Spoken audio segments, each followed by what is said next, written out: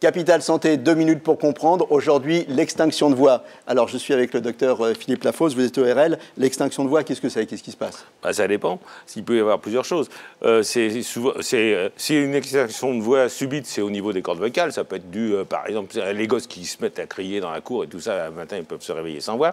Ça peut être un professeur qui a une extinction de voix brutale parce qu'il a un polype sur les cordes vocales. Mais ça peut aussi être un cancer du larynx. D'accord. Mais c'est bon. Quand c'est bénin, c'est parce qu'on a trop sollicité sa voix ou qu'on a pris un coup de froid. Ouais, grosso modo, oui. C'est un petit peu comme ça que vous voyez la chose. La cigarette, l'e-cigarette, tout ça, ça joue. C'est pas très bon, c'est certain. Bon. Mais ça ne provoque pas une extinction de voix brutale. Ça provoque une modification de la voix, c'est totalement différent. Et ça nécessite surtout de faire un bilan chez un otorino, parce qu'il n'y a que l'otorino qui va pouvoir aller jusqu'aux cordes vocales et voir ce qui se passe au niveau des cordes vocales. Ça peut être une paralysie d'une corde vocale qui ne marche plus d'un coup. Ça peut être quelque chose de viral, un petit peu comme on peut avoir une paralysie faciale.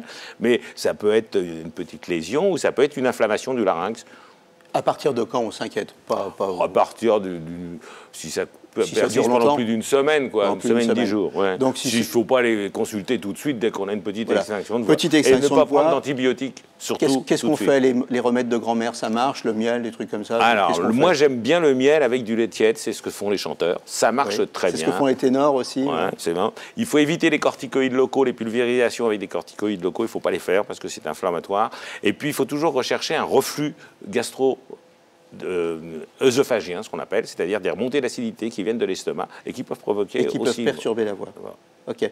Un conseil pour préserver sa voix quand c'est un outil de travail? Il faut savoir bien utiliser sa voix et pour ça, c'est l'orthophoniste, même chez les adultes. Voilà, vous savez tout sur la voix et les extractions de voix. À bientôt et d'ici là, portez-vous bien.